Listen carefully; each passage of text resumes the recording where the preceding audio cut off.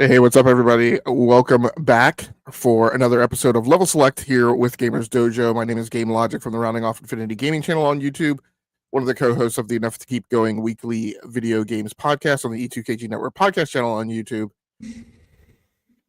Dojo, how are you doing this week? It's been a crazy week. Yes, it's been quite the crazy week in all the different ways, from game news to just me being personally busy. But it's been good. I'm pretty good, honestly. Very cool, very cool. I see some regulars in the chat, so welcome aboard Enate, welcome aboard Gaming Dad, welcome aboard Retro. Thank you guys very much for coming through. We're going to try and keep things tight and moving tonight. We both want to get off and get some gaming done. I want to get back to my campaign that I've been playing in Dragon Age: The Veilguard, which I picked up last year and spent some time in, but I didn't finish it, so I'm kind of looping back to dive a little bit deeper into that. We're going to get into a lot of the Xbox topics tonight, as well as some discussion of next-gen hardware rumors and leaks that have come out, and then talk a little bit about what the indie picture looks like going into award season. Now, as we get ready to get into the Xbox business update for 2025, I just want to caution people who follow me on social media or familiar have heard me talk on a few podcasts earlier this week. This is not going to be the same thing. I've had my moment to do my victory lap. I've had my moment to put people on blast and call them out for the behavior that we've all experienced over the last few years. I've called people out for some of the ridiculousness and the things that just exceed and move beyond the veil of either you're covering the news and trying to have an objective discussion about the news, or you love a console and you're trying to have an objective discussion, not an objective discussion, but you're trying to have a discussion about your own personal enjoyment of that console, right? But what comes out in the middle of that is a lot of misinformation, disinformation, just totally out and out, like, untruths, right, about like the state of things in the gaming industry and objective data in the gaming industry. So that I've already addressed earlier in the week. This is not going to be that discussion. This is going to be more discussion of the news and the things that have happened and what we think it means and what we think it may indicate may be coming down the pike. So without much further ado, let's get to it. Let's do it. So kicking off with segment one, and again, this is a topical podcast, right? We're still working on stuff, but basically we have like a carousel of rotating topics that we're going to be going through, so it's not going to be the same thing every week. So this week we're starting off with segment one, which is the business side, which is a discussion of industry moves, acquisitions, layoffs, subscription service strategies, market trends, unionization efforts, or stock performance. This week, Xbox has chosen to take the center stage on all matters of those topics, and so we'll kind of kick things off here talking about, quite frankly, like a thing that I actually thought was the least important thing that has gone on this week with regards to Xbox news. This news story over on Game Developer by Bryant Francis. Report Xbox price increase of developer kits by 33%. And I'm going to try and I think it went from what, 1,500 to 2,000 or something like that. Yeah. So I'm going to try and knock some crud off the screen while we're going through this. For me, this bit of news, all it does is just confirm that Microsoft is trying to get out of the console business, and they're trying to get developers to move away from it. Now, I still think they're going to have a software side of things, 100%. And this new hardware that they just spoke about the other day, which I'm sure we'll get to. I think that just continues to belabor the point that they're not making consoles anymore. They're trying to make, or hardware rather. They're just trying to make games. They're trying to be the Netflix of games. They're trying to continue that. But anyways, go ahead. No. I actually don't take that from this. I actually think personally this is a nothing burger. Like, I feel like this is simply, there's a cost associated with the dev kits. And Xbox has maybe been charging less than like the cost that allows them to, provide those dev kits and be profitable. And so this is more right pricing than increasing pricing. I think ultimately you're right. I mean, probably simply because of the fact that if developers are going to be buying a developer kit $500 extra is going to be absolutely nothing. Like, sure, $500 is a lot to the layman person, but to a developer, $500 is going to be nothing. So, really, the only people this might potentially hurt is a small indie developer, but even then, it probably still wouldn't be much. So, you're probably right. But definitely people made a big deal out of this. That's for sure. Twitter was up in arms. So there was one post on Twitter by someone who said that, hey, this is not a big deal for big AAA publishers, but for Mhm. small indies, this is impactful. And Laura Fryer, who a former Xbox executive who was, I guess, head of the advanced technology group at Xbox, has been doing, has been doing a series of videos, which has overall been critical of the actions that Xbox has been taking. She Yeah. retweeted this and kind of amplified it. Now, that person, as far as I can tell, digging through their profile, is not a developer, right? I think there's somebody who covers indies in terms of like indie content and things like that on their YouTube channel. But as far as I can tell, they're not a developer themselves. So I don't think they have firsthand knowledge. Now, the way I Mm. understand it is if you are an indie developer and you enroll in the ID at Xbox program, which is their program for indies, Mhm. as far as I understand, you get these dev kits for free.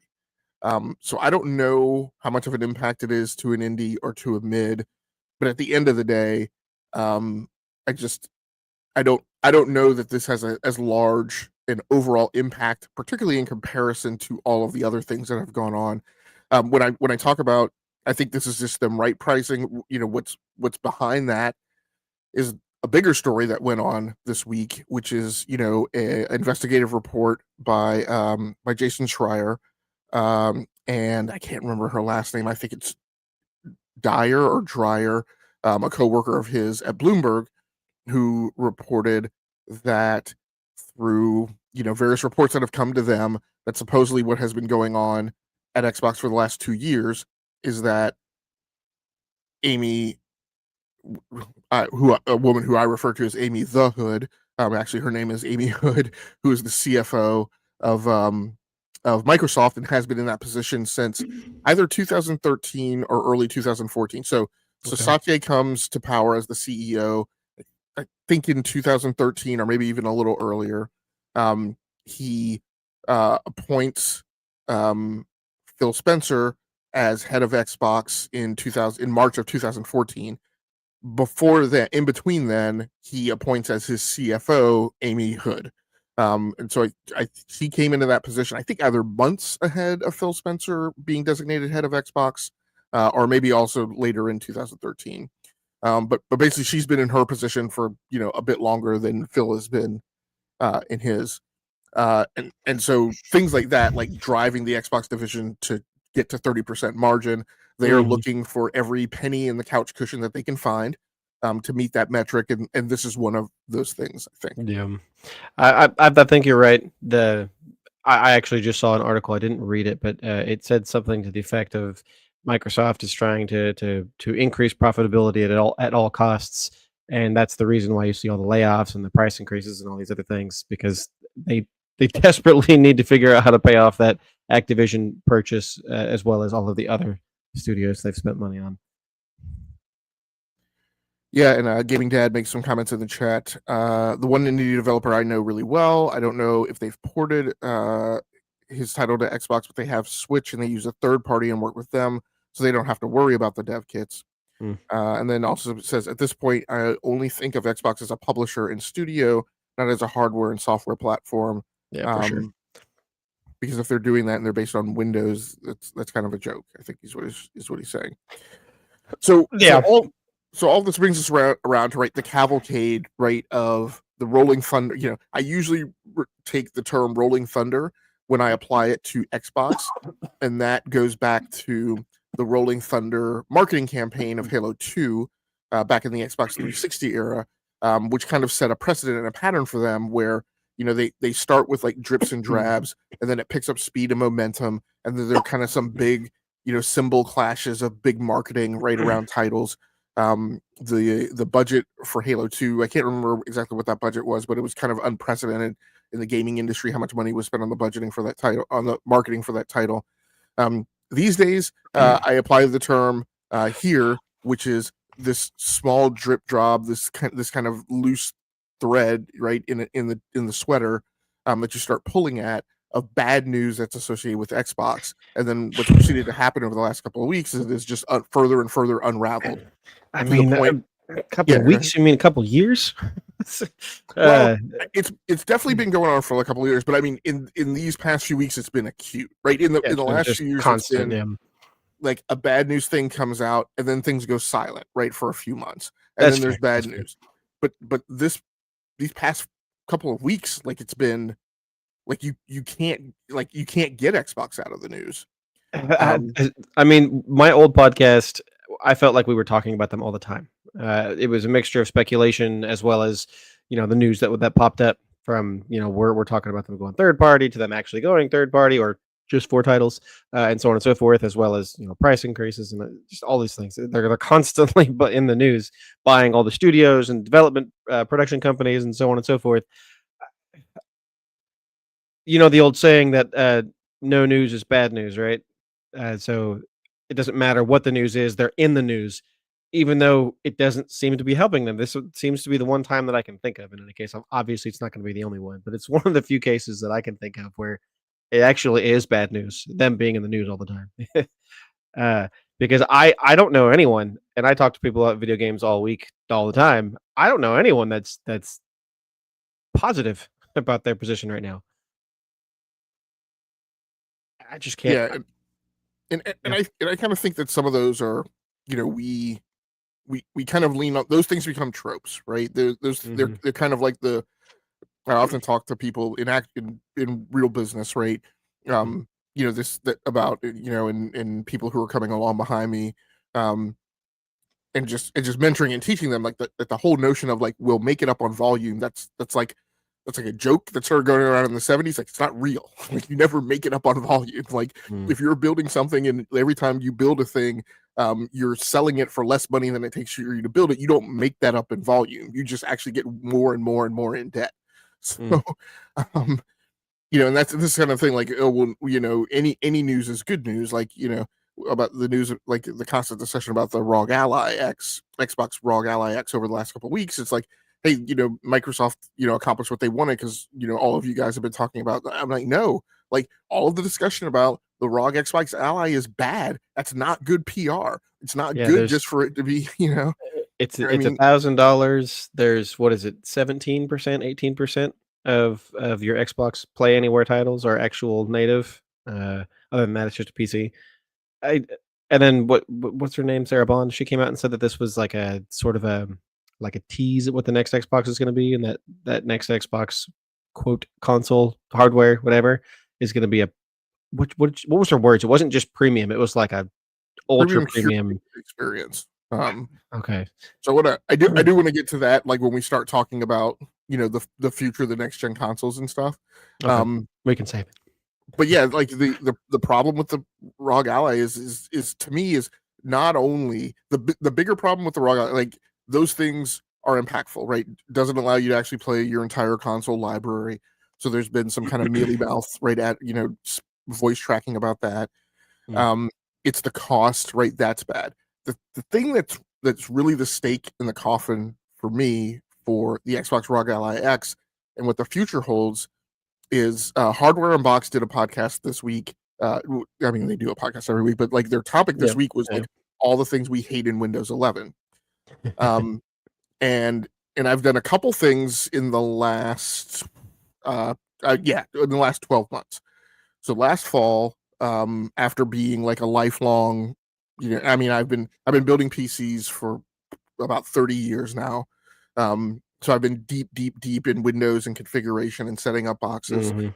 Um, but in the last year, I have also started transitioning everything that I do over uh, to Mac OS and iOS. And the only reason I use PCs is for gaming.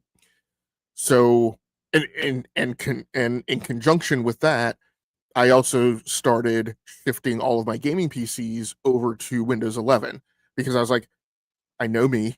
I've been doing this for 30 years. What I will do is I will wait till the last minute because of Windows 10 going end of life, which happened this month. And Yep. then I will shift. But in the shift, then I will run into problems that, right, I'll be kind of trying to figure out like emergently without enough like maneuvering room, right? Because I'm being forced now I have to transition. So I was like, I don't want to do that. So I started transitioning all my boxes over to Windows 11 last year as we turn the corner into 2025. And so I've had a very concentrated experience of like all the things I hate about Windows 11 and all of the things that are so much better in many aspects in Mac OS. And what I see and what I hear about the Asus ROG Ally, and I talked about this about the Xbox Ally, and I Yeah. talked about this before it came out, is that there are all these little tiny things within Windows 11 that have zero value to a gamer. Mhm. And at the time I said, I would hope that Microsoft has the wherewithal to remove these things or to change these things or to update these things. They haven't. So the thing still the thing forces you to sign in to a Microsoft account, Mhm. which is doubly important on that device because either that account or some other Microsoft account is also your Xbox account. Yep. In my case, I've been on Xbox so long that my Microsoft account and my Xbox account are the same account. So if I had the device, which I don't, if I had the device, I would have to sign in that account anyway.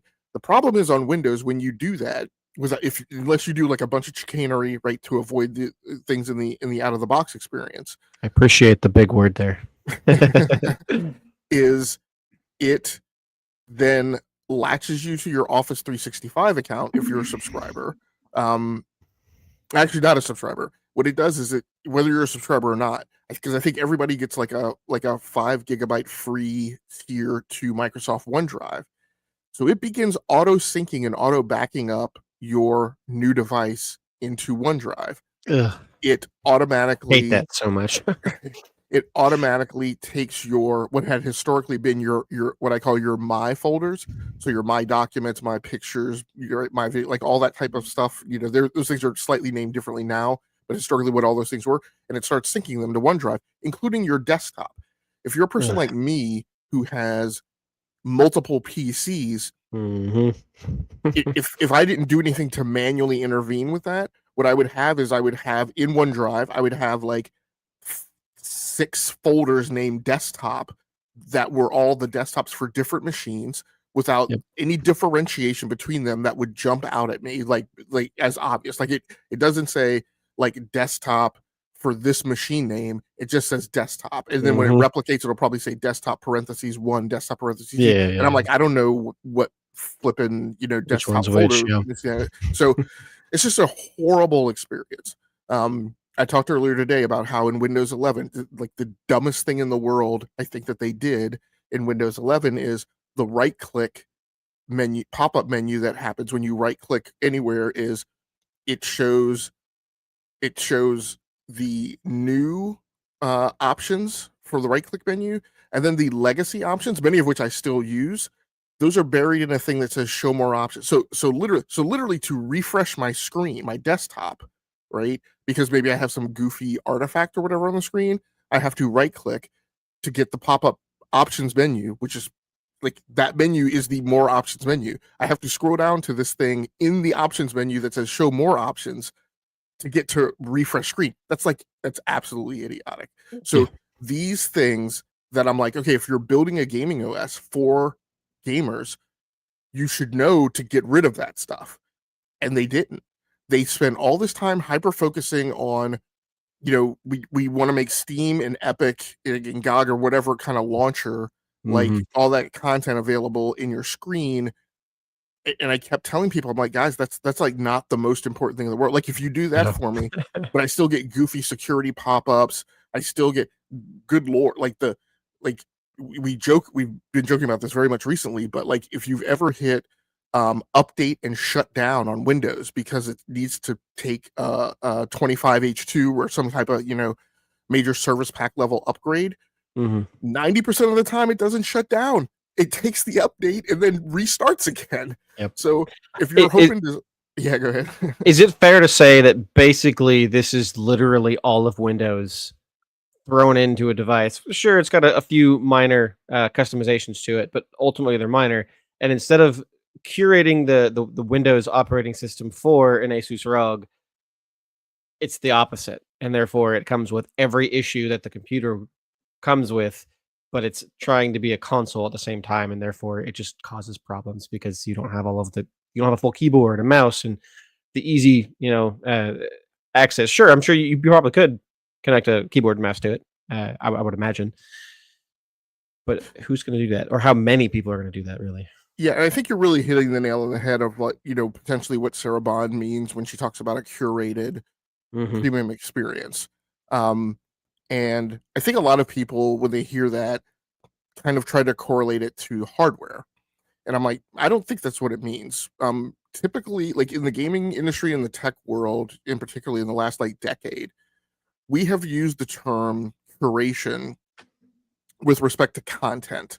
Hmm. Um, and we have used it in the topic of how to make the good stuff burble to the top so that the trash isn't in your windshield, Yeah. and make it really difficult for you to find things. So when you talk about games that are highly built on um uh A specific piece of hardware doesn't matter which one. well, I was just on UGC, right? When Oh, you okay. UGC user generated Hmm. content.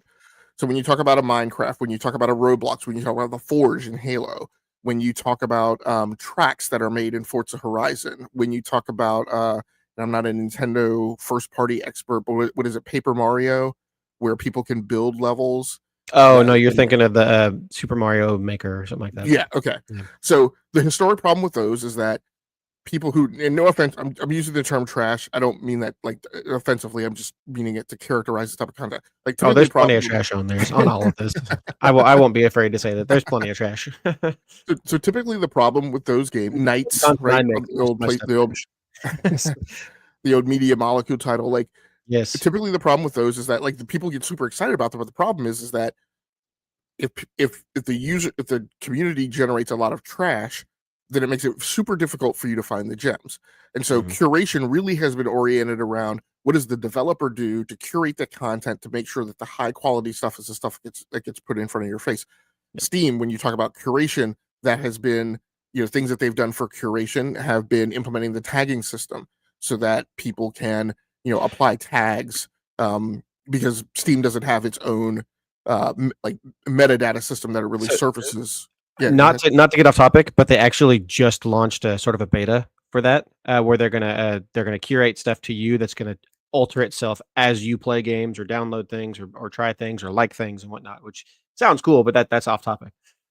Yeah, I mean, yes. So it has a calendar. Uh-huh. Yeah, yeah. But yeah, we will definitely need to. We should probably talk about that one like on another episode. Mhm. But that's generally what the topic of curation has meant like over the last decade. So when Sarah Bond says that, I think what that means is that they are going to like so. And so this is an interesting topic, right? Like you just mentioned, Steam does a lot of other stuff besides just presenting to you the games that are in your library. If that is all subdued and put behind the veil of the Xbox app and you can't get to it. Now, for me personally, as a user, I literally don't use any of those features. Well, this is probably dangerous. I probably think I don't use any of those features, but I probably do. There's a lot of those things I don't use. I generally tend to not go through like my queue, which is kind of like your Netflix like machine learning. Like, hey, Mhm. he played this game, so maybe he likes that game. Like, I generally tend not to use that. Steam, because 19,000 games get published there each year. I typically tend to decide what it is that I want, and then I go into Steam to buy. Like, I don't use Steam for discovery anymore because it's horrible. Mm. But I think what Yeah. she means when she says curation is all of those types of things that maneuver content into people's windshields on Steam. You won't have that in the Xbox app unless Microsoft does something about that. So I think what she's really talking about is, hey, we're going to give you a device now where we're trying to condition you to no longer go to Steam. We just want you to stay in the Xbox app. In order for that to be effective, they have to do something to take metadata or some type of data that they can get to from Steam, from Epic, to provide the same type of quality of life type of stuff for you in the Xbox app. But do you think that even if they make something that's better than Steam or existing, good old games or Epic Games or whatever, if they make something that's better than all of them, do you think that would be enough to draw people away? 'Cause I don't think it is. They're way too late to the game at this point, and unless they somehow force people either to use them with their games, which would be stupid because then you'd lose all of the sales on all these other platforms, uh, or they buy out, say, Steam or something, which is also not going to happen. I don't think they have a chance in hell. It's just not going to happen. Yeah, so I was so so part of my discussion is about the technical implementation and what I think they're going to do based on an understanding of how Windows is put together. Then it's a separate topic of whether or not it will work, Mm. right? My belief in how this is going to work and whether or not it takes traction is, I think what they are going to do is there are going to be new gamers coming into the fold, and the people that they have converted from console who are going to buy into this thing because they don't know any better. They don't know any different. This will be the first thing that's exposed to them. I'm trying to think of like a good, like we talk in sociology about this notion of cultural threshold shifts or sociological threshold shifts where It's usually about 10%, right? what's that? It's usually somewhere around 10%, right? Yeah, I can't remember exactly how they quantify it, but Yeah. like a very good for instance is um my kids, the first time we moved uh and with them, and they had to stay in a hotel while we were waiting to close on the house we were moving into. Mhm. One of the things that like sticks out so starkly in my mind is they're in the hotel, and they were staying in a hotel. I was staying somewhere else because of my job. So I was like coming down on the weekends. And so there were a lot of things that like I wasn't seeing. Yeah, yeah. Um, and then I came down on one weekend. We were watching a movie. One of the kids needed to use the bathroom, and she said to me, "Daddy, please pause it." And I'm like, "This is television. Like, there's no pause. Like if you're going to go to the bathroom, you're just going to miss part of the movie." Yeah. Their culture and what they've grown up in, They don't know any better, yeah. they didn't grow up with broadcast cable. We cut the cord right just as we started having kids. Mm. So streaming content is all they know. They don't exist and live within the paradigm Yep. of broadcast TV. What is normalized for them is their interface and their interaction with streaming content. And we see evidence of this thing too. Like I'm super, like, I didn't find out until my kids were older. I was super impressed that they can tell time on an analog clock, because I just assumed Good for them. that that they wouldn't know how, right? Yeah. Um, anyway, my point is that I think there's gamers coming into the market, and there are gamers who have only been on console who will transition because they're diehard Xbox people, and that will be normalized for them. I think the uphill battle will be, again, as I kind of thought process through the things that I hate about Windows 11 today. There are two things that I despise in Windows 11 more than anything. The number one thing is the Windows Store. Mm. The number Yeah. two thing is the Xbox app. Yep. I literally, like, as I set all these machines up for Windows 11, that was also the point where I was like, I'm never opening that app on a Windows machine, right? Unless it's absolutely necessary. Yeah. And so I made these changes in December, January. I've spent 9-10 months of this year not opening. Like, I've only recently started opening that app, just more so out of a research curiosity in content creation, not because I want to. Like, it is a mind-numbingly, like, sickening thing for me to have to go in and open that app because it is so horrible. It it is literally not better than the EA Play app, right? And the EA Play app is not supposed to be an integral part of the operating system experience. Like, Yeah. so now, admittedly, I haven't used this new thing that's on the raw. Maybe it's better, but like, I keep telling people there's things that have to happen other than you just aggregating content. Like, Yep. the app performs with an incredible amount of input latency. Like you hit a game and you can take 2 breaths right before it transitions. Like you right click, like it's just, as a person who works in software development, it is a bad app. It is a bad experience. Like it needs to be better. It's not something I would normally put in front of a customer. And this is the thing people are supposed to consume from. So at any rate, that's So my mind still goes back to the whole, is it even possible? And I understand you're trying to talk about what you think they're going to do. I just don't think they have the capabilities to, because your argument of the diehards are going to go to the Xbox, the new whatever it becomes, hardware, whatever. I honestly don't think the majority of them will. I think obviously the diehards that are on Twitter and whatnot, they're going to, even if it's a ridiculously expensive device, which sounds like it's going to be. But the young people are too young to be able to buy this new device by themselves, and so their parents are going to be up there, and that comes along, they're going to go, "Oh, I thought consoles were $400 to $500, not whatever it's going to be." My guess is over $1,000 if you ask me. But who knows? And if they can't get the software side right, which it seems pretty clear that's the case. Now, could they fix it in the future? Yeah, I think that's absolutely possible. But when you look at the other tech giants, they're trying to beat Steam in the PC market, and they just can't. People are absolutely beholden to Steam. They won't go anywhere else because they're just so used to Steam being the number one. And Steam's great. Don't get me wrong. I don't care. But anyways, I'm gonna stick with Xbox. I just don't think they have the they're gonna have to do something. I don't think they can do anything. The way I think about it, I don't think they have a chance. I think ultimately they're just going to become a third party developer that has the software that's there. Ultimately, it's probably going to be abandoned because nobody wants to use it, and they're just going to make games that release on Steam and Good Old Games and all that other fun stuff, and then PlayStation and Nintendo. Hopefully, someone fills their shoes on the console side of things, because it would suck if Nintendo and Sony are the only two and they're technically not competing with one another. But I don't know. I think ultimately in the long run this is bad, and I'm really hoping something good comes out of it. But I can't see it.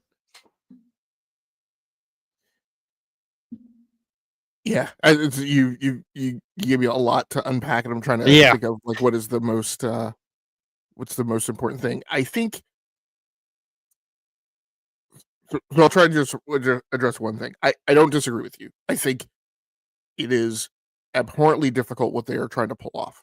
Yeah.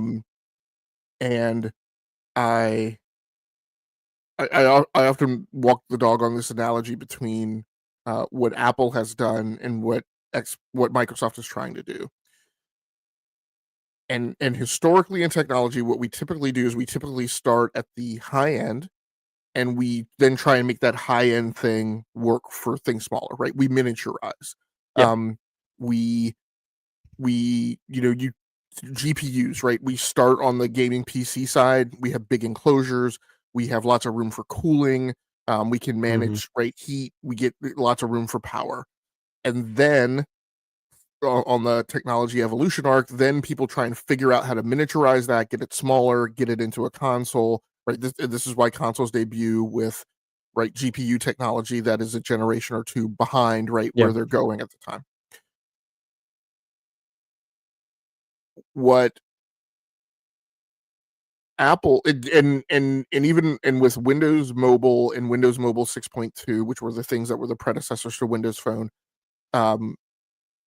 Microsoft did the same thing, and they do the same thing today with Windows Embedded. Right, you start with big Windows, and then you squeeze it down into this thing that can run on an embedded processor, and then therefore be the thing that powers your cash register or your Coke machine, or your electrical switchboard for a 36 megawatt generator.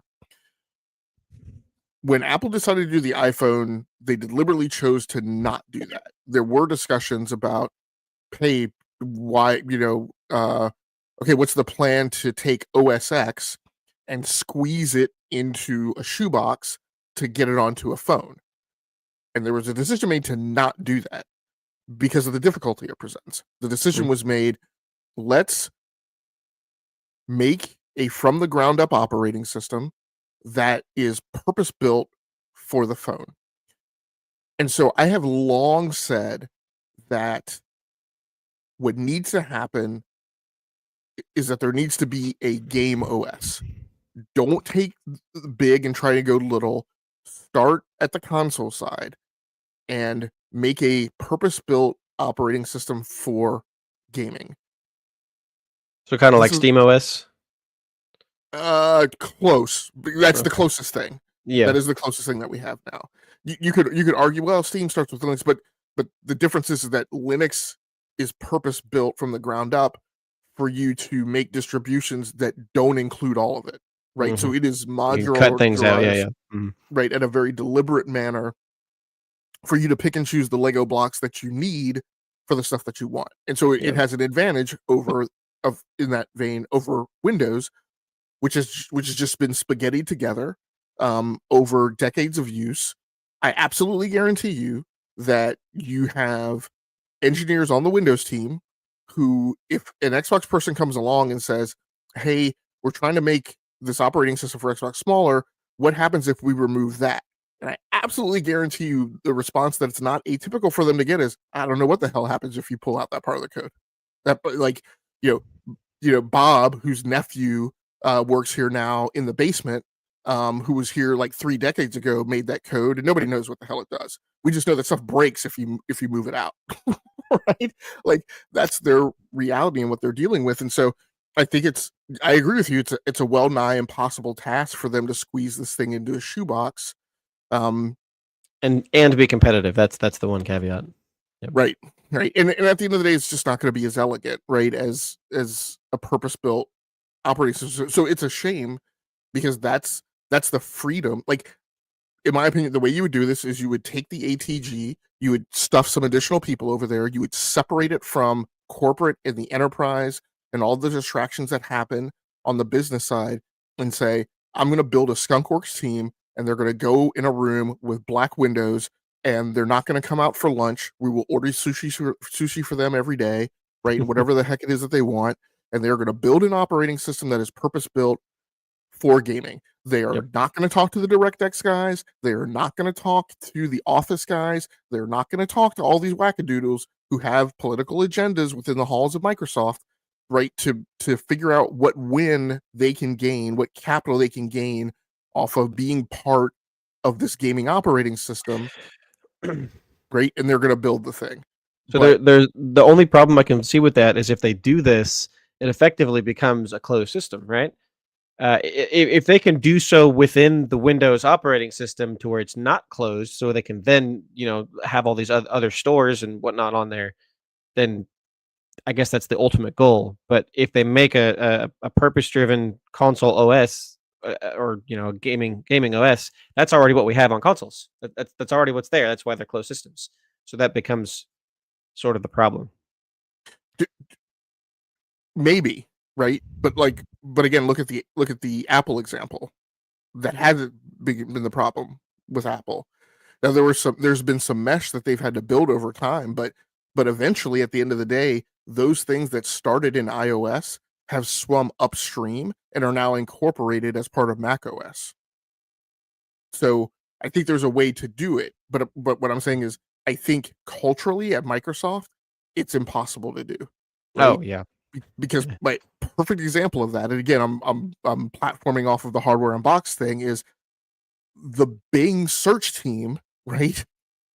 Campaigned and politicked to get Bing search incorporated in the Windows startup menu, so that when you use the search box, which had historically been the place where you would go to manually type in like a portion of the app name that you wanted to launch, what that thing does now is, if you don't type in exactly the name of the app that you want to launch, and even sometimes when you do, can't find it, it takes you to Bing search and it opens up stinking Microsoft Edge, right? That's probably one of my biggest gripes with Windows 11 is that It's a bad situation all around. Enate says, I don't think that when, the Microsoft team can program their way out of a wet paper bag. I sort of feel that way too. uh, Yeah, and there was somebody. Was it Retro? Retro said, I always thought the Xbox was based on, and yes, and so it is. It is. It is a shard of Windows. Um, it is. They do start big, and they strip parts out of it to try and make it smaller and more efficient to run on Windows. And I think they did that at a point where they snapped a baseline for it, and then they have progressed that thing forward over time. and that was more of a that started with the 360, right? Not the OG Xbox, but the second. I think so. Yeah, I believe it was the 360. I think it's sort of. I'm not exactly sure, but yeah, yeah. Maybe the discussion started at that point. So yeah, so I think there is a way for them to do it, but I also readily acknowledge that like within their corporate cultural environment that will never happen. Like I said earlier, I just don't think that even if they made the absolute best gaming piece of operating system or whatever, I don't think that anyone would care. I think people are already, they're ingrained in what they like, and if they can get, especially because Microsoft's not going to pull their software, their gaming software, away from these other stores, and so short of them forcing people to use this new thing, most people won't move over to it. Now, when I say most, I mean the absolute vast majority, like 90%, maybe more. So they might have their niche crowd, but ultimately they're gonna make all of their money on Steam and Epic Game Store and PlayStation and stuff. Well, the only way for them to do that, and this is what it always comes back to, right, is for them to have great games. And and the thing that I articulated this week is I said great games, not okay games, not games that have a low cost of access, not above average games, not games that are convenient, not games that are, well, I didn't pay for it, so what does it really matter, right? No, great games that review well, win awards, are exciting, are maybe revolutionary, might be too hard to, right? But like pierce the veil of the zeitgeist, right, in pop culture. And there are games that have come out from Xbox this week. This is why I've been arguing with Brap about this being like a great year. Like it has been a solid year from a quantity perspective of what's been going into Game Pass. Yeah. They have not put titles in there that have pierced the veil. And that's just the reality. And that's not me like in the way that I feel about those titles. That's me looking around and seeing, did South of Midnight pierce the veil? Did Avowed pierce the veil? Their first party titles just have not become these things that have carried conversation. They're not like Halo when Halo was brand new with Halo 1, 2, and 3. They're not like Gears of War. They're not like Fable and Forza like they were in the 360 era. They're decent games. Don't get me wrong, but they're not like the big hitters in the industry anymore. Even Call of Duty is falling, which I don't think that has anything to do with them. Although this is the first major one, right? That they were behind pretty much the majority of the way. Black Ops 6 or 7 or whatever it is. I think it's 7. Maybe they've got stuff cooking, but they've canceled so many games that people seem to really want that I don't know. I don't know what they're gonna. I mean, I guess they have tons they can work on and or probably are working on. But I mean, they just announced Fallout 4 remastered or whatever they're called. I forget what they call it, but Fallout 4 remaster thing, and that's just one of those that's like, oh, okay, this 6-year-old game, woohoo! Like they're sorry, go ahead. Well, what I fear about those titles is,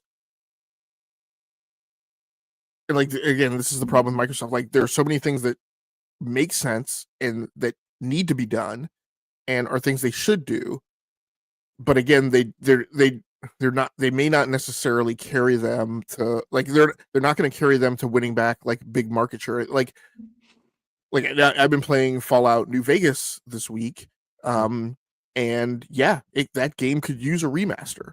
Yes. But the problem that I picked up on Halo, and we're going to talk about the Halo announcements, well, either now or a little bit, but like the technical read on Halo from the interview with the development leads is that what Halo Combat Evolved actually is. It is not a Combat entire code Remastered, isn't it? rewrite. Or It's Campaign a Remastered? remaster. Campaign Remastered, that's what it's called. Yeah, it's a remaster, and I would actually call it kind of in the vein of the Resident Evil 2 remake. It is a Yeah. I don't even think I would call it a remake. I mean, it's a remake. It's a design overhaul. They're taking different approaches to stuff. They're adding new levels and stuff like that too, if I'm not mistaken. Yes, there are 3 missions that are actually prequels before Halo, that are going to be included. Which again, I think that's great. I think that's awesome. In my head, when you say 3 prequels to Halo, I'm like, you mean Reach? Like, right? So, but I think ultimately it probably would have been a better idea to just make a purchasable DLC for the Master Chief Collection or the remake of Halo 1 that came out a couple years ago. Sure, maybe give it another graphics overhaul or update if they wanted to, but release that Halo on the Switch 2 and the PS5 and give those others, either give it to them or give it to them for $10, $20 or something like that. But that would have been the much smarter, much more lucrative option, because you already have a giant community there. And then you have a new set of community on the PlayStation and the Switch that would be like, heck yeah, let's buy this thing. And then you have millions of players instantly that are like, let's get back on what made Halo great in the first place. Well, you bring up some interesting points, right, that are going to cause kind of some friction in how this thing deploys. Like, this game, like as you mentioned, this game already exists as part of the Master Chief Collection. Yeah. In some ways. So what are you doing? Like, are you putting like are you gonna be able to traverse to this thing through the Master Chief Collection launcher? I'm assuming no. It's just a full hard reboot that is an entirely new game, an entirely new franchise. And what you're really saying is, what's really telling fans is, play as much as you can of the Master Chief Collection, because it's gonna move along, but everything that comes after this is separate from that. If it is, that's a discussion you need to be having with your consumers so that they understand that. But going back to the technical part, right? The problem with this game that's coming along is, it is not an entire code rewrite. It is the same thing that I think Virtuous Studios did with the Elder Scrolls for Oblivion remaster, which is that it is essentially a wrapper and UE5 code on top of the old legacy code. Just like the Master Chief Collection, basically. Yeah. And so the problem with that is, the problem that we saw with Elder Scrolls is it was not performant at launch. Frame pacing was really bad, and it tended to perform really badly on some PCs. So a problem is, and so we have the Outer Worlds, right, which just released on PlayStation, and is not performant. So this is not like a thing that you need to be going to market with if you can't nail it and stick the landing. And it sounds from the tech stack that constitutes this game, I haven't been given a reason to believe that it will be any different of a result than Oblivion Remaster and Outer Worlds 2. And Outer Worlds 2 is brand new. We need to see if they get that fixed and how long it takes them. Because we have UE games in recent history, this generation, like Jedi Fallen Order, that never really got fixed. Like and they're not Unreal, they're not UE5 games, but Capcom's what's the name of the dinosaur one? No, the Dragon's Dogma 2 still isn't really performant. Monster Hunter Wilds, right, is still a problem. So and unfortunately, Xbox doesn't have the best track record of getting after games. They've got games on Steam that still have horrible reviews and reputations that haven't been fixed. Just look at Starfield. Yeah, Starfield, Forza Motorsport. So we'll see how this whole thing goes.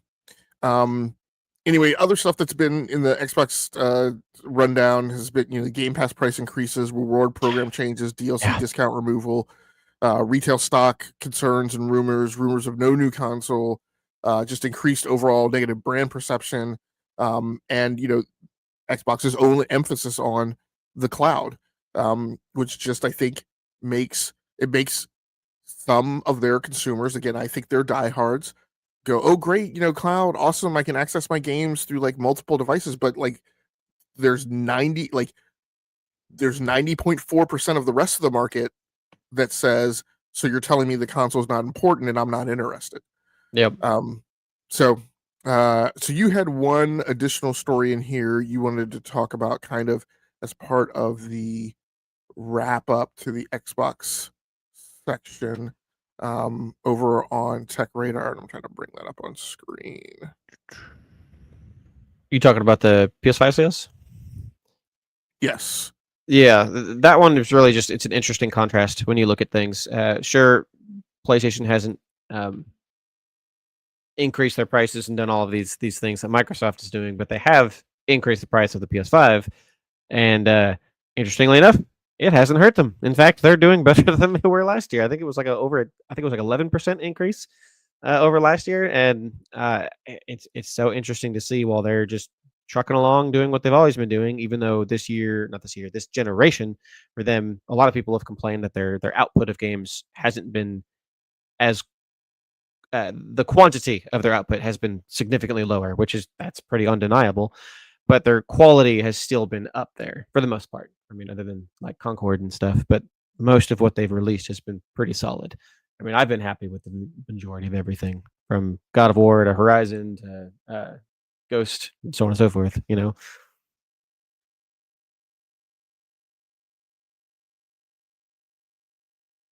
sorry, just trying to get some of these comments on the chat on the screen here. Oh, good.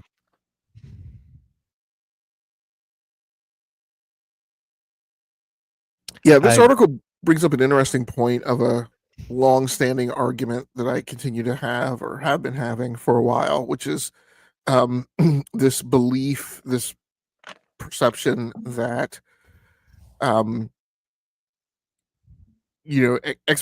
is the maneuvers Xbox is making, is they are making in reaction to market dynamics that are occurring, and that those market dynamics will also impact, or maybe even are impacting, Nintendo and PlayStation as well. And I think I have long pushed back on that notion. And part of it is, I've said, well, that's not necessarily the case, because they're each in different market positions in the market. And so the detraction from that theory is, well, it's a matter of, where am I in the market? It's a matter of endurance and resilience, right? But it's actually more than that, because I don't want to pin it simply to, like, look, if I have 55% market share, then the amount of time it takes for the bear to catch me is longer than it takes for the bear to catch you, right? So I don't need to outrun the bear, I just need to outrun you. That's a little bit of the part of the dynamic. To a degree, yeah. But Microsoft has always pretty much struggled everywhere except for America. And then they've done decent in Europe, but basically America's always been their bread and butter. And then when Sony and Nintendo started to cut into their market share last generation, and even more so this gen, what do they do when they can't even sell in their own territory, right? And so that's part of it, right? Part of it is, it's not a matter of where they are today. It's the fact that the performance of the companies isn't new, right? Like, they're where they are because of decisions they've been making daily for decades. 10 to 20 years, yeah, exactly. And that timeline continues to propagate into the future. It doesn't, like, it's not, we're not taking a snapshot and saying Xbox is doing this today and everybody else is going to have to do this too. No, like, PlayStation recognizes what Xbox is doing, and they know what the Xbox is responding to, and they're actively making decisions to not get into that same position. Nintendo also. It's not as if the Nintendo business model is the exact same carbon copy of the thing that it was 20 years ago. A lot of times we say that, but it's not. Like, they didn't vault content before, right? Like they've done in the last 5 years. Although I think Nintendo is probably the best example to say that they are doing everything they've always done. Let's just make another Zelda, another Mario, and another, to a certain obviously, extent. obviously they're doing more than that. But as far as who's closest, I'd say they're closest to just milking their franchises they know work. Yeah, I mean, you could talk about preponderance, right? Yeah, yeah, But we're getting a Nintendo Switch 2, which is the first time that they have done a uh, a sequential progression right to the next console in a long that time. is built on the legacy back catalog of the last one since the NES and the Super Yeah, NES, yep, right? pretty much. This is the first time in the We and two. we no, we and Wii U. Yes, but the Wii U was such a failure that it was almost Yeah, insignificant, right? fair enough. I mean, Fair enough. like not a ton of people benefited from that I think sequentialness, they right? sold 17 million Wii U's, if I'm not mistaken. So yeah, that's fair. Yeah. That's fair. It was the first time I think in the 2000s that in the digital age where they've progressed and haven't forced you to a new digital store. Yeah, yeah. So, It was a so in good this, iteration for sure.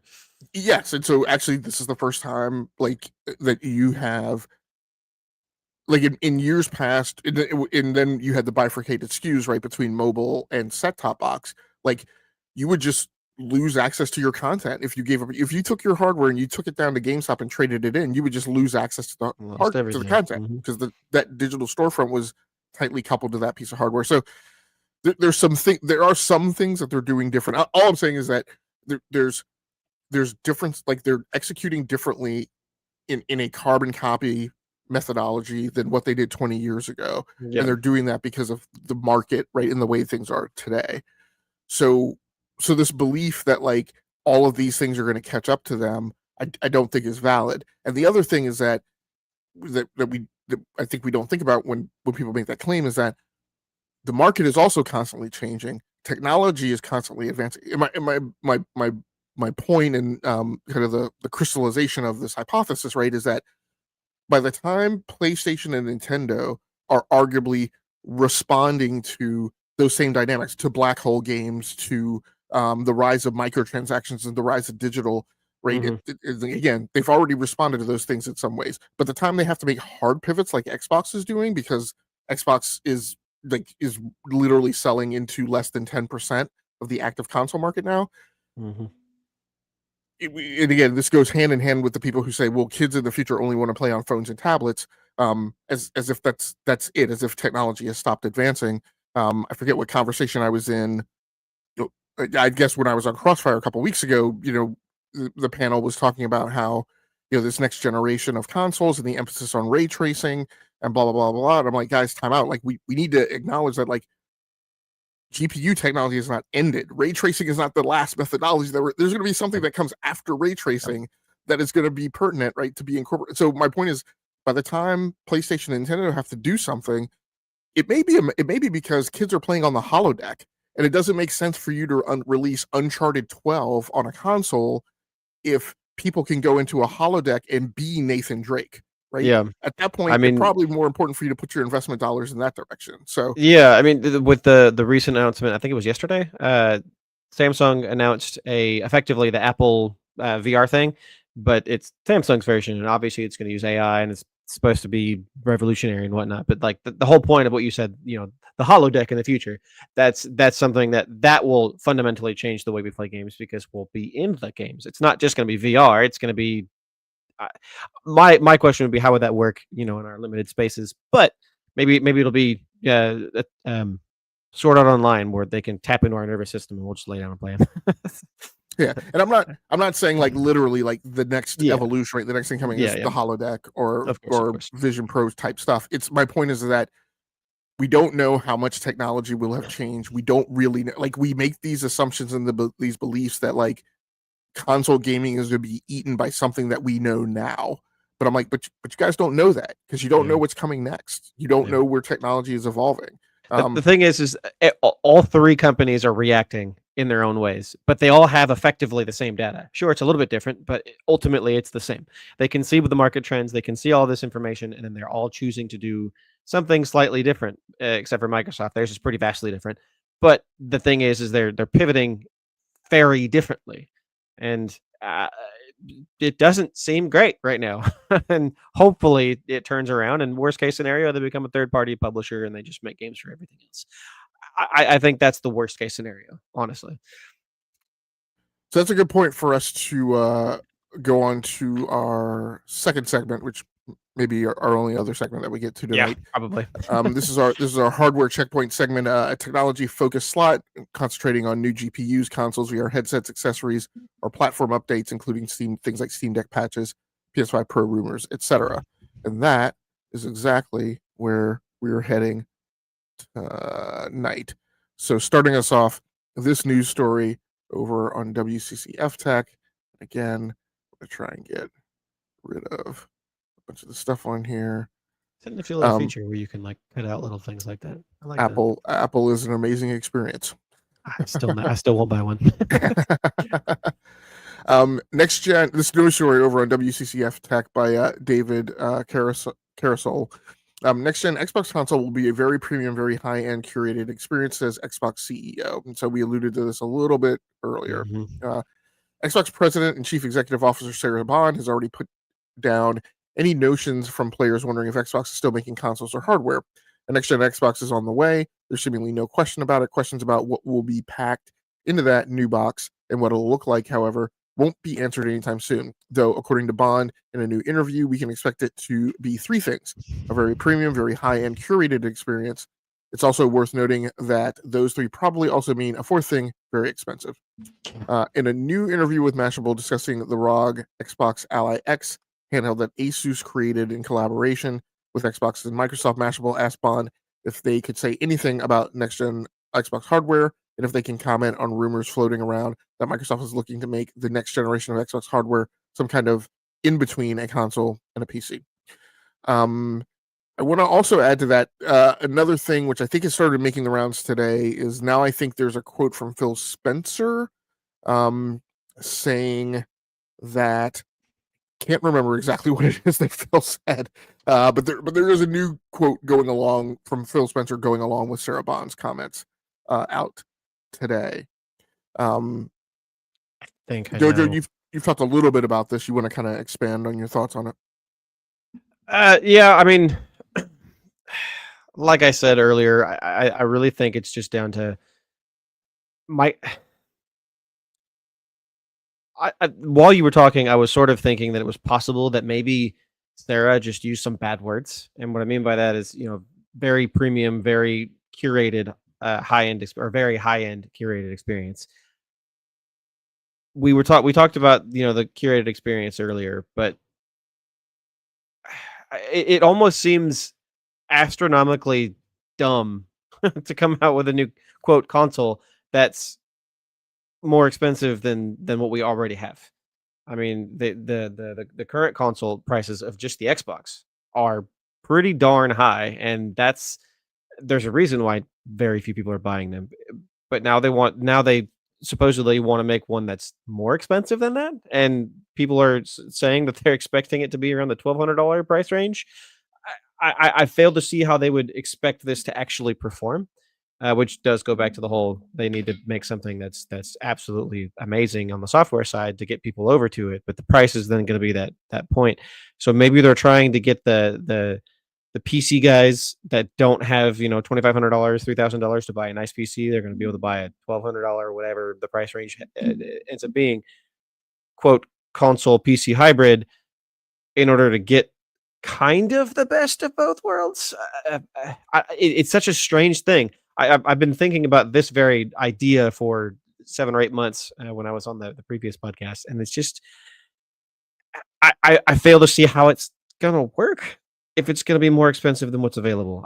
I really do. But also I fail to see how them making another console, even in the same price range as what we have or what the next gen will be, how that will work, because they've shot themselves in the foot on telling people they don't need it. So it's such a weird position to be in, and I don't know what they're doing or thinking. I'm almost at a loss. Yeah, so I think, I mean, we'll probably have to take these things like a little bit, piecemeal at a time. I so the price thing, I don't think is a problem in terms of their objectives. And when I say that, what I mean is um, people threw a lot of shade at the PlayStation Portal. They're like, Yep. who's this for? It's $200. It doesn't do this. It doesn't do that. And my comment was, I don't think it's a problem. I don't think the pricing is a problem Nope. because I don't think that they have any expectation of selling like tens of millions of them. I love my Portal, honestly. It allows me to play my games more often. Yeah, I think it's a accessory that was sold for the diehards. Yep. And there are people. They've even come out and said those have sold actually really well. Yeah, Yeah. the data from NPD says that the attach rate, at least in the US, is 5%. And so I think Retro and I were talking earlier this week. And so if that is a US only number, which I believe it is, that means in the US they've sold about 1.4 million or so. But if you just assume that that number is consistent globally, then that could mean north of 5 million. The truth is probably somewhere in between. Yeah. Given that other countries aren't as rich and blah blah blah blah. And so I'm assuming that they've sold somewhere between probably around 3.5 million of them or so. Somewhere around there. But I also think that was the company's expectation. Like I don't think that they would like if Sony was making a statement in an investor call about that. I don't think you would hear the Square Enix thing, which is that the PlayStation Portal underperformed. Yeah. And we're disappointed. Like I think Square it's Enix performed thing. just like what they expected it to do. So in similar vein, I think that is the acknowledgement in the Xbox in the halls of Xbox / Microsoft. I think this hybrid console thing, which is going to be expensive. I don't think they have any expectation for it to. There's no expectation that this thing is going head to head, despite what rabid, very fanboys say who are full of zealotry. This thing is not going head to head and competing for market share with PlayStation and Nintendo. It is a boutique device that is going to be sold, that is going to have a go-to-market message behind it that is similar to Microsoft Surface. It is not for everyone. It does some special things that admittedly a lot of people don't need, but it provides some unique capabilities that make it more attractive than some other devices. Again, this is me saying this is what I'm estimating. Yeah. Marketing speakers behind it. And so it's a great product for the people who it's a good fit for. My expectation is it's going to sell somewhere in the single-digit million numbers of units worldwide. Right. So this is going to be a thing that's going to sell less than 10 million units. I'm expecting really, between 5 and 7 million units. But I also have said that I think that this is a bridge device. I think they are going to build this one, and then I think they're done with hardware. I think so. So I think this is the thing that they're going to go to market with for the next 7 years, 2027 through 2034. Yeah, and then they're done.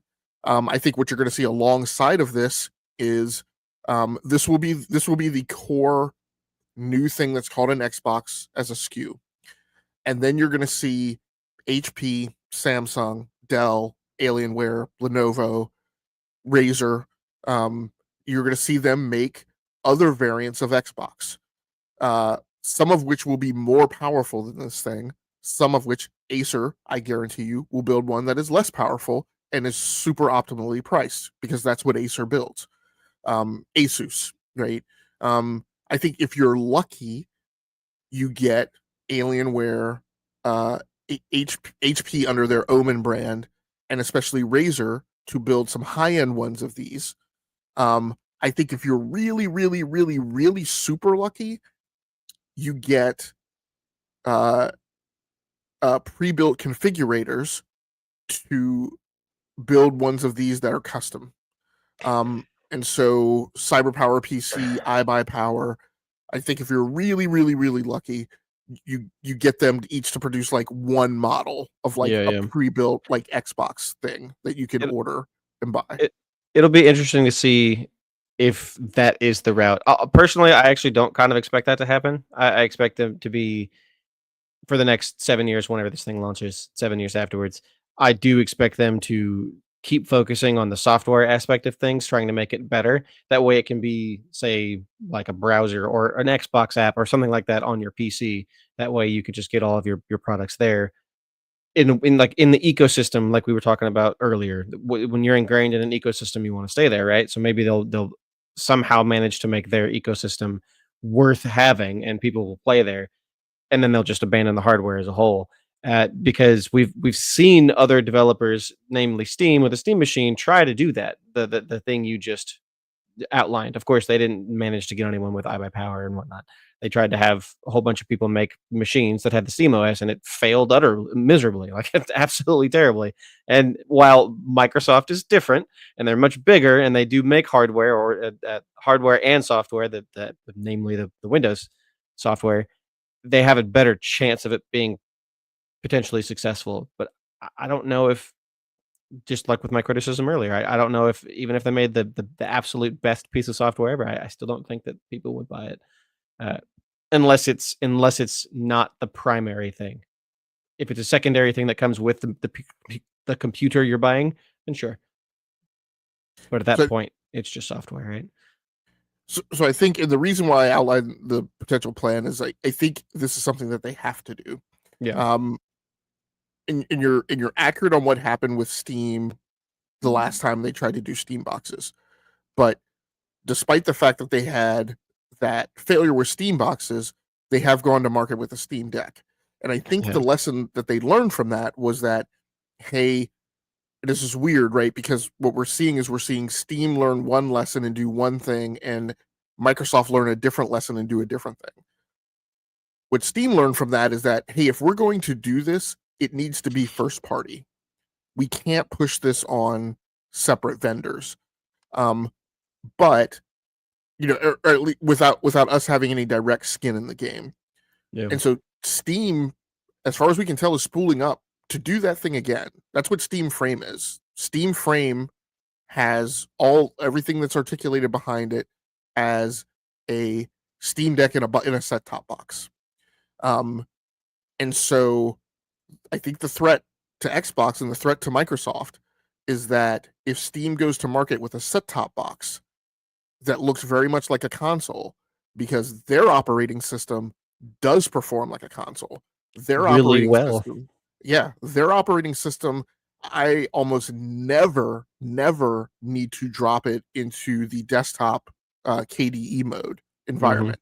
Yep. I used to do that for fun, right? Because I'm a nerd. Yeah. But like since I've taken my Steam Decks off of like an external monitor and a mouse and keyboard, I've had zero. There's nothing that forces me to do that. Yep.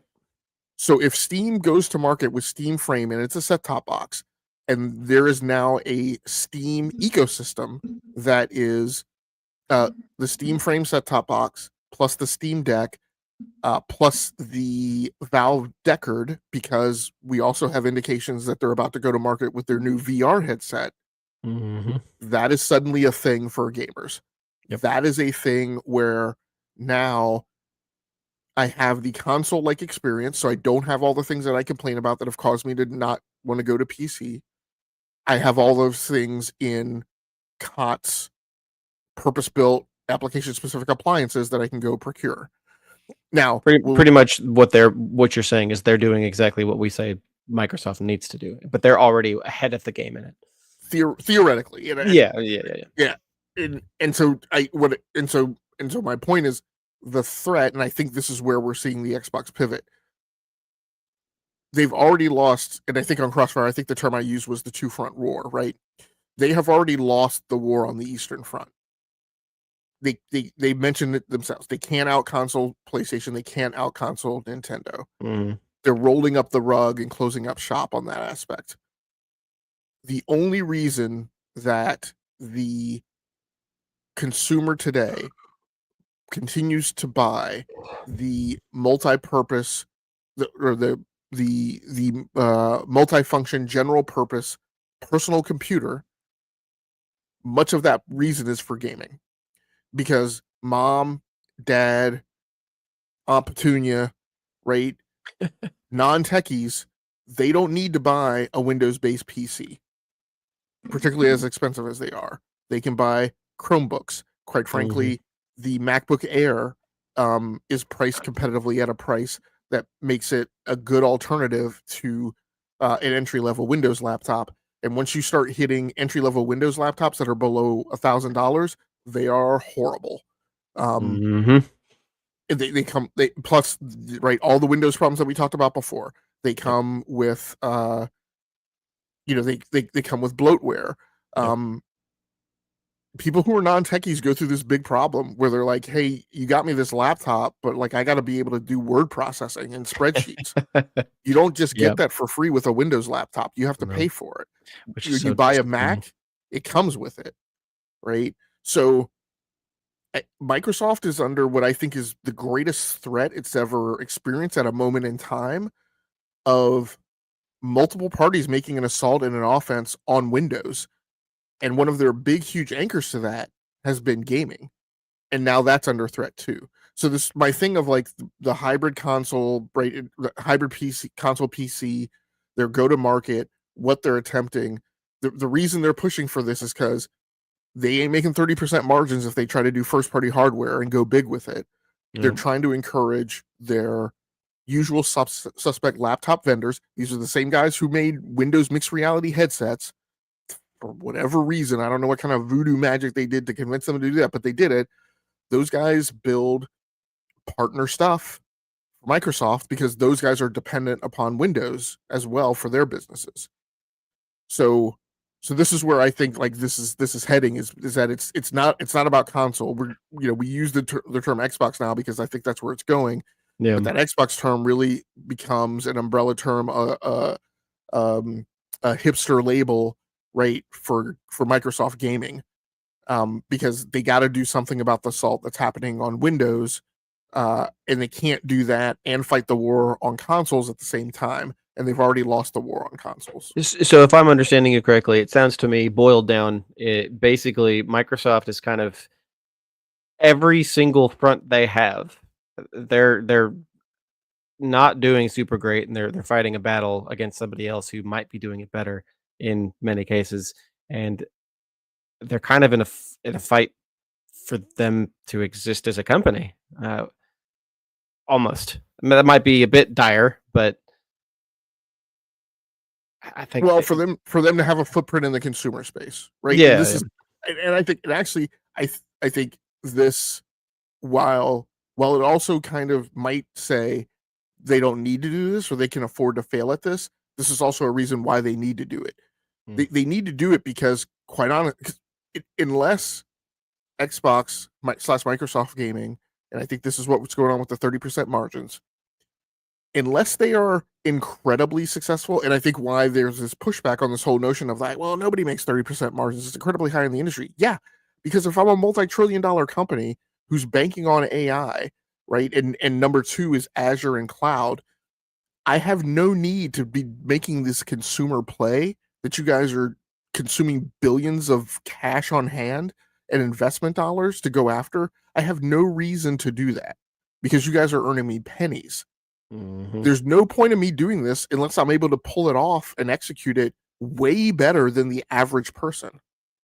That's why it has to be. That's why it's a 30% margin, because it doesn't make any sense. It doesn't make any sense for us to do the business if we're just as good as the next guy. Yeah. Like if we're as good as the next guy, then my thing is we may as well not do that and roll up shop and just pull an IBM and become an enterprise company, because that's what IBM did, and they made bonga money. Right. You know? That's kind of why I keep almost circling back to them just becoming a third party gaming company. That would be the easiest way for them to make money.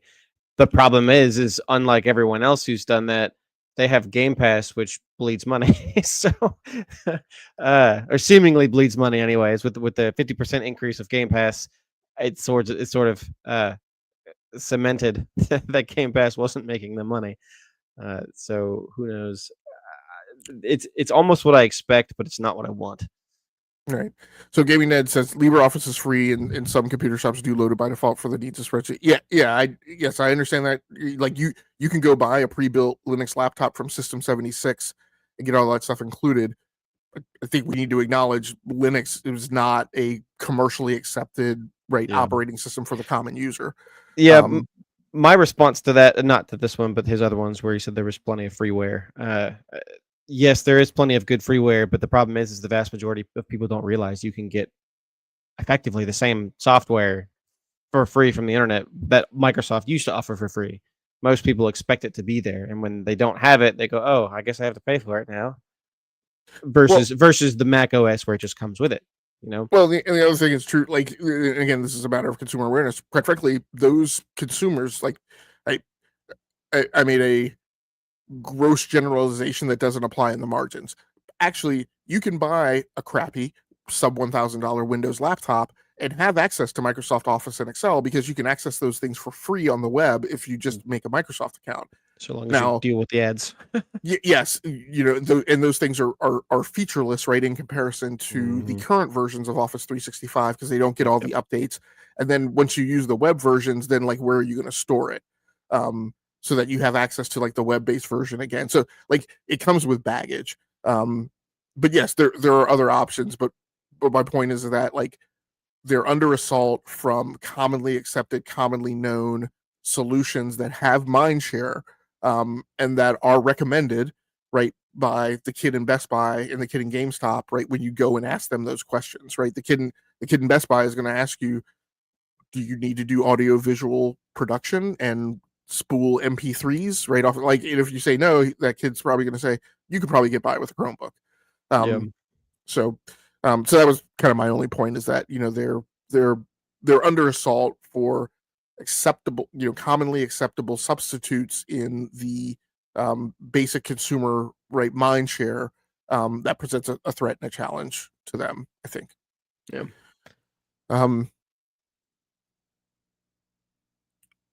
Dojo, I think we've unpacked a lot tonight. Yeah, Is there anything we else have. specifically that you want to go over? I was actually just going to ask one last question. With all of this talk about what Microsoft might be doing and the price that it might be at, I was telling you, but I mentioned how the series is already up to $800, the Series X, the 2 terabyte model, and then the ROG Ally X is $1,000. Do you think this might affect PlayStation, or as far as PlayStation 6 is concerned, do you think they might go, well, they're that expensive, so maybe we can be as well? Or do you think they're going to go, well, that's ridiculously expensive, and you can see it's not selling as well as, say, we have been, because the PlayStation 5 is still selling really well. And then they'll try to release it at a more affordable price, $500-$600, like they currently have. Yeah, I think, and I just want to make one more comment. And Gaming Dad, I'm not saying anything that you're saying is incorrect. I'm just presenting other facets, right, of the same argument. The other thing I want to mention, in conjunction with some of your comments too, is because you mentioned here too many Windows users just want to use Excel or Word because they know how that works. Is very true.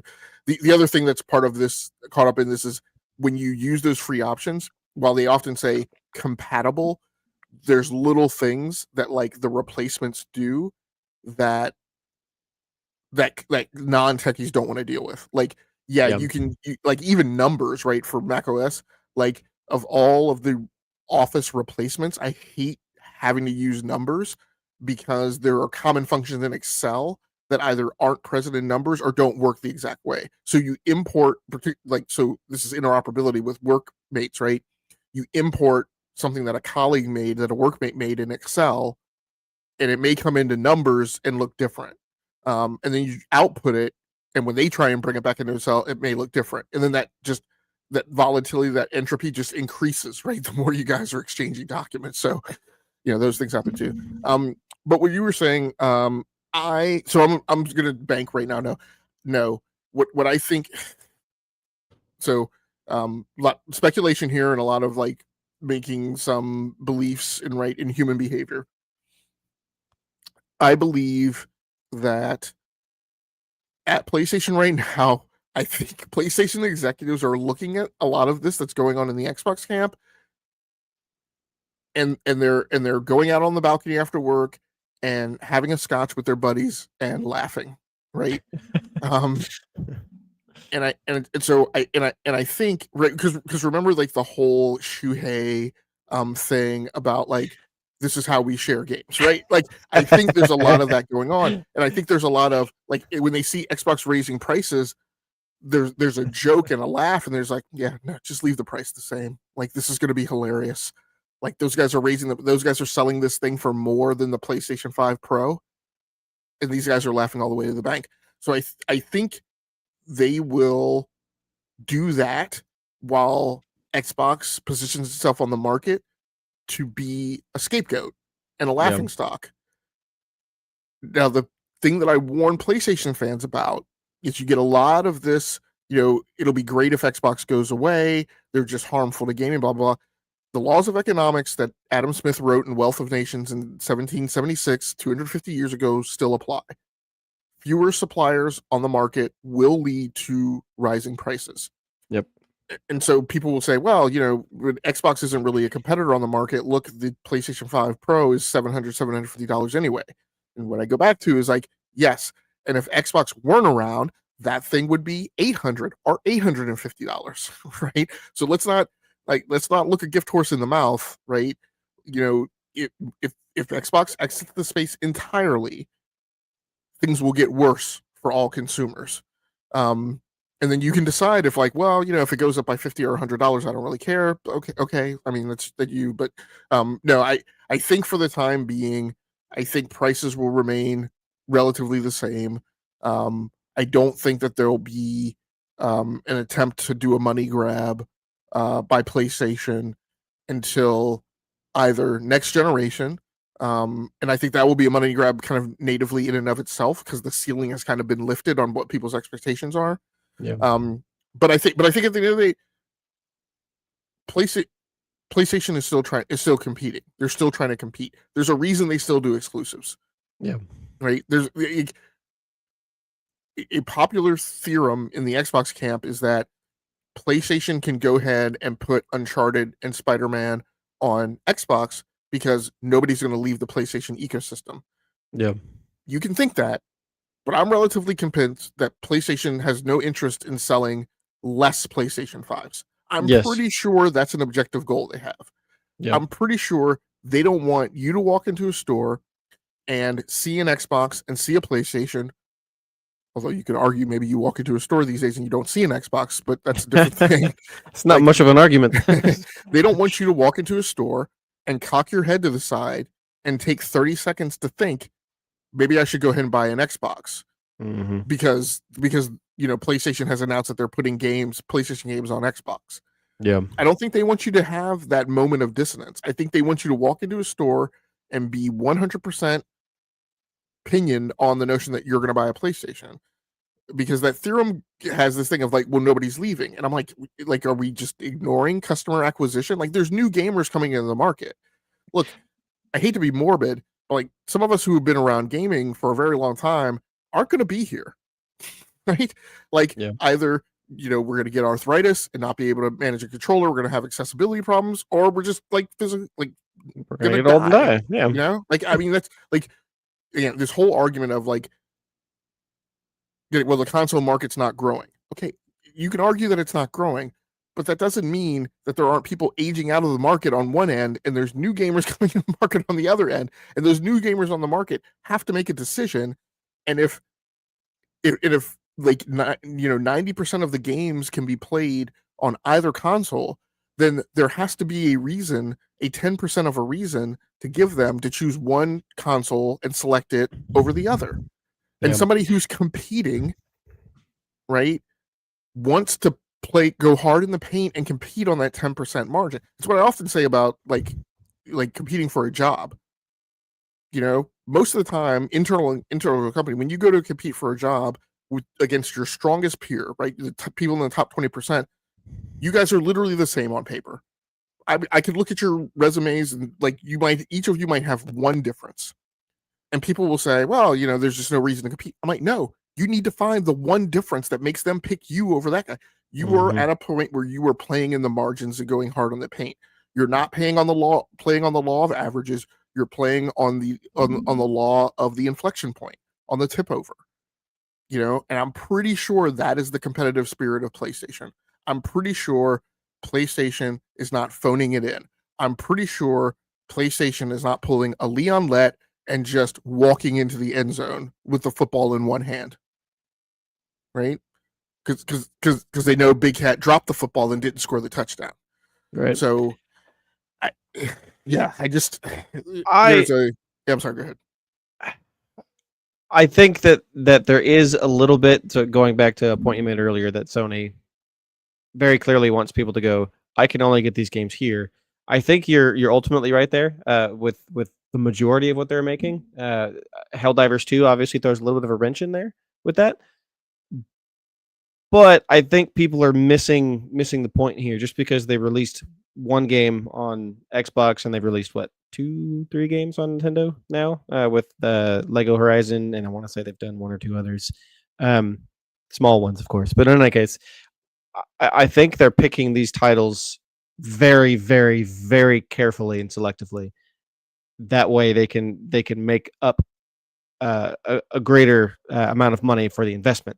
Now, they didn't need to do that for Helldivers just because they made their money back really quickly. Someone's knocking on my door. It's annoying. You're gonna have to wait. Sorry. Um, Helldivers, I think was just, I don't know. It's an interesting choice, or not choice, but interesting decision.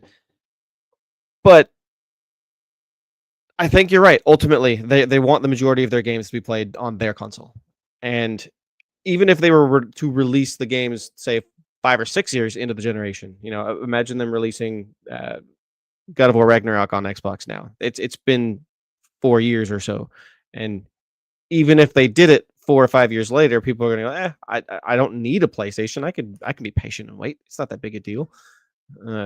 If they were to do that, so. I mean, what they've articulated, and I believe them until they give me a reason not to believe them. Yeah. Again, these are kind of with these things, you can be Superman or Batman, right? Superman trusts everyone until you give him a reason not to trust you. Mm-hmm. Batman trusts no one until you prove to him that you can be trusted.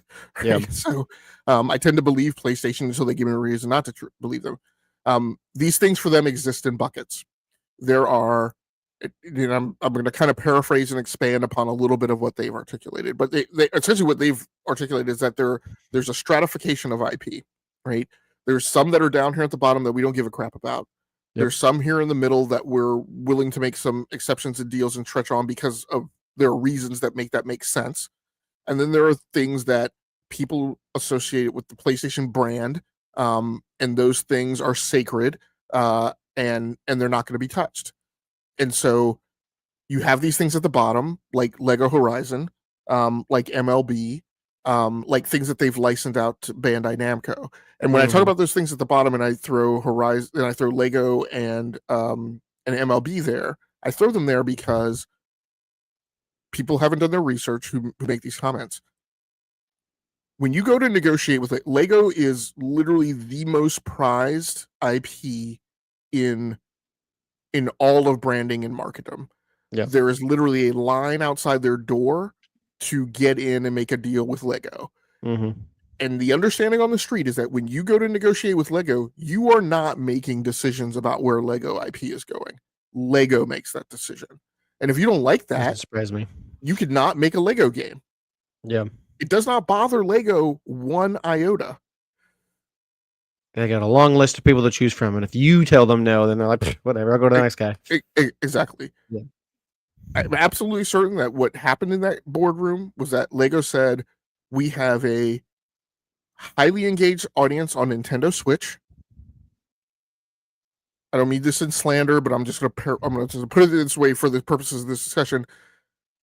Nintendo has kiddie content, right? We like the branding. There's a synergy there. Lego itself lends to the Nintendo's audience. Yes, exactly. Yeah. So if you're going to build this thing, that's fine. I need you to put it on the Nintendo Switch. Yeah, 150 million units. Like that's the end of that conversation. Yeah.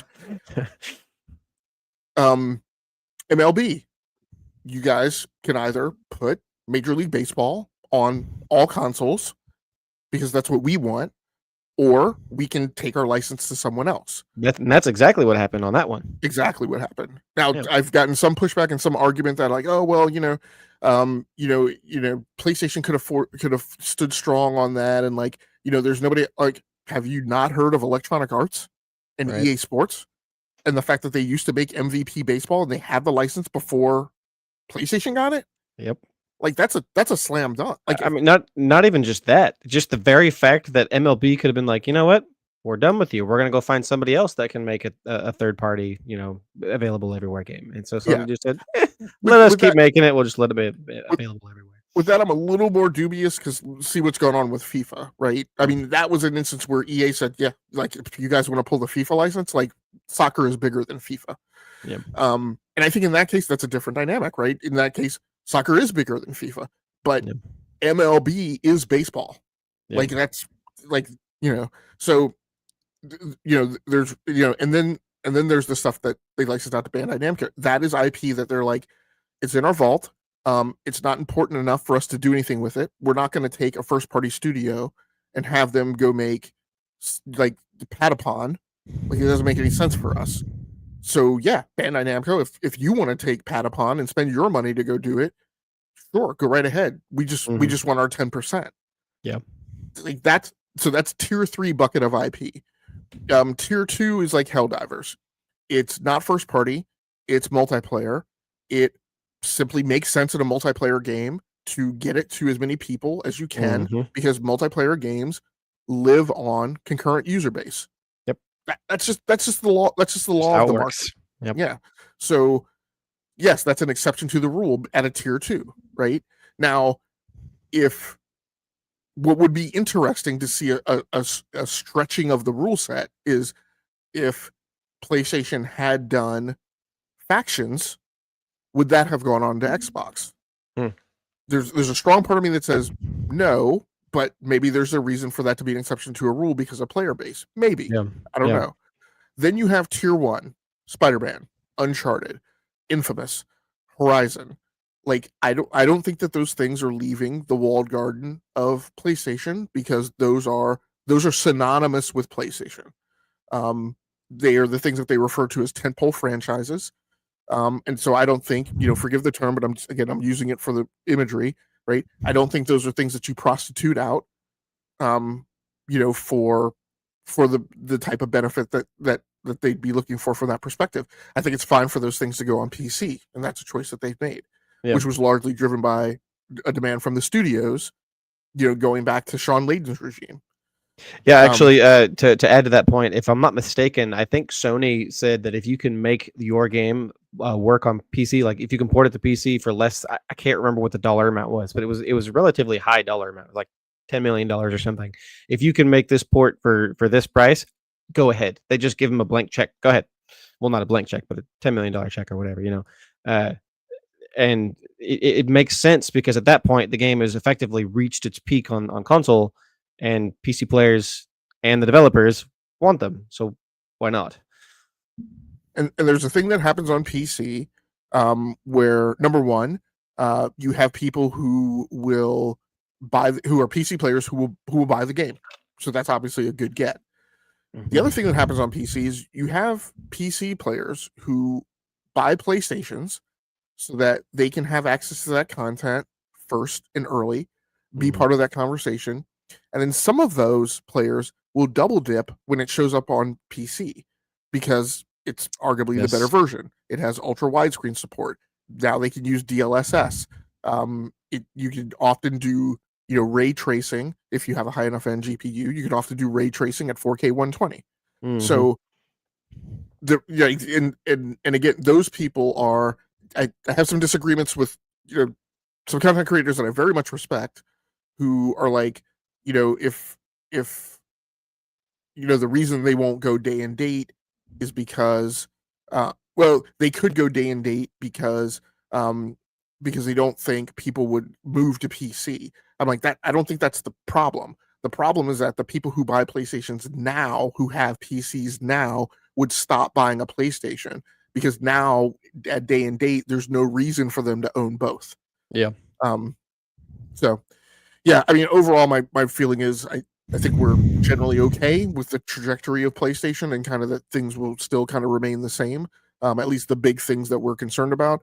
I don't think you're going to have the equivalent of a Halo on PlayStation moment like we had today for Xbox. And I don't think today. I don't think prices are going to rise concurrently with what Xbox is doing. Xbox Yeah. has the 30% profit margin mandate, and that's why they've been forced to move. Mike Ibarra said, a few weeks ago, you guys were thinking this is all in response to tariffs. That's not it. Yep. And now we know, you're right. That's not it. Right. Yep. So now we have another tariff window to go through on November. I'm getting my November dates mixed up because there are some other things going on in cybersecurity that happened in November. I think it's November 10th. November 10th is the point where the stay of execution on tariffs on Chinese products goes into effect unless a better trade deal has been negotiated between China and the US, and it has not. That is also the time when now, because China has placed tariffs on raw materials that are used in compute, now there is going to be a 100% tariff slapped on some Chinese exports on top of the tariffs that are already in effect, on top of the additional tariffs that go into effect on November 10th, when the stay of execution lapses. Yeah. So that'll Needless so to things could basically get to say worse. is things could change, Yes. and they probably will, and we'll see and talk about them when they happen. Yeah, but not as a result of Xbox raise prices, so we're going to raise prices Yeah, too. yeah. It's not going to be a reaction Right. to that, anyways. Yeah. All right, man. Anything else you want to talk about? Go over? No, I think we've had a good conversation, and there's definitely it's been a good conversation. Yeah. Thanks so much to the chat. I apologize. Yes. We tried to hit a lot of your comments. We tried to address some of them. This is kind of a little bit like E2KG. I unfortunately kind of warn the chat sometimes that I know the chat is very active on that show, but that show, like, it's Sunday night. We all have work Monday morning. We're trying to get in and out of that show in an hour and a half. This show is similar. And so the chat's actually more active than it is even on E2KG. But unfortunately right now, like, we just can't get to like every single comment. Yep. But I am trying to pick out some ones that accentuate some of the things that you guys said. Retro, I see you in the chat. I know you came here to troll me. This is also a child-friendly show, so I can't address you like I would, but I assure you on Doomsayer Show, you will get the full brunt of my wrath. Yeah, I appreciate the conversation too. As you can see, I've been trying to participate in the chat side of things as well. I do appreciate that. So yeah, Retro, thanks so much for stopping by, Retro. I do appreciate you. Go play some Gran Turismo, man. You need to get some wheel time. So I think that's going to do it for us. We should be back next week for episode 3. We appreciate you guys coming through. If you guys have suggestions or you have topics that you want us to address, please feel free to hit either one of us up on social media, or drop comments in the video here. So for everybody who came through chat, Retro, Josama, GamerDad, Enate, and others, we appreciate you. For anybody who happens to watch the archive version of this video on the Rounding Off Infinity Gaming channel on YouTube, please feel free to like the video and subscribe to the channel, simply so you can receive a notification whenever we post new content. I do not monetize the channel, so that's not why I'm asking you to like and subscribe. I'm recommending you subscribe so you don't have to follow me on social media and see when we're going to do the show and yada yada. Like, you'll just get an alert from YouTube if your alerts work, that a new show is being posted or going live or has been posted, whatever. Until next time. If you know anyone who might like the content as well, be sure to share it with them as well. Yeah, absolutely. Until next time, I forget what the heck it is I say. Gaming.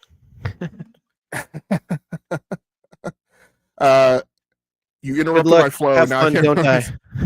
No, that comes at the end. Until next time, I almost had it. I just had it. I forget what the first part is. Anyway, stay safe out there. Play the games that you like. Come here to talk to us about the games that you love. Once again, my name has been Game Logic from the Rounding Off Infinity Gaming channel on YouTube, here with my stalwart partner in crime and co-host, GamersDojo. Until next time, good night, good luck, and good gaming. That's going to do it for us. We're out of here.